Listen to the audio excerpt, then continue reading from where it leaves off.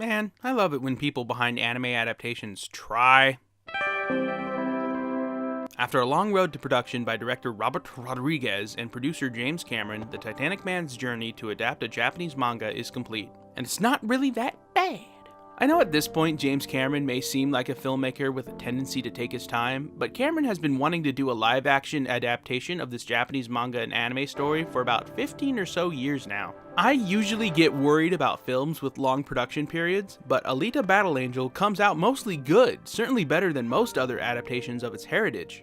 The post-apocalyptic science fiction action-adventure story about a robot girl with anime eyes and kung fu skills offers a lot of new things unexplored on the big screen, while having quite a bit of flaws. I don't know if it's the time it has spent in development or the technology used in other films produced by James Cameron, Titanic, Avatar, but the world presented in the film looks great.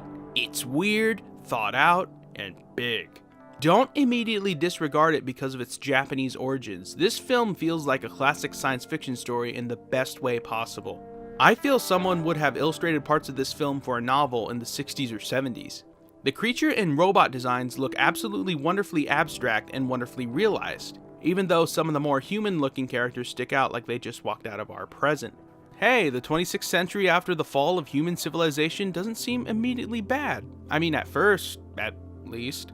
Alita's story of finding out who or what she is after being salvaged by a roboticist is vanilla at times, but it works with the character's determination and resolve as the film goes on.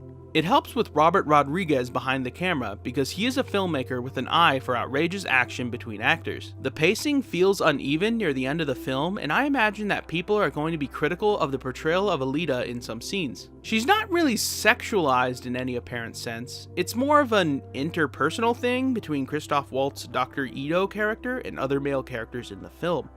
Of course, I could be entirely wrong, but sometimes it's not my place to claim stuff like this when there are people way more qualified and more talented to efficiently analyze it.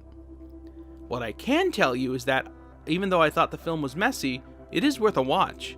I know that in every film there are individuals and artists that try to make the best movie they can with the best intentions possible. But it also helps if you give your product the proper treatment, effort, and artistry it deserves. Most of the time, you don't end up with that. But compared to other films based off of Japanese media properties like Alita Battle Angel, I see enough of that in Alita.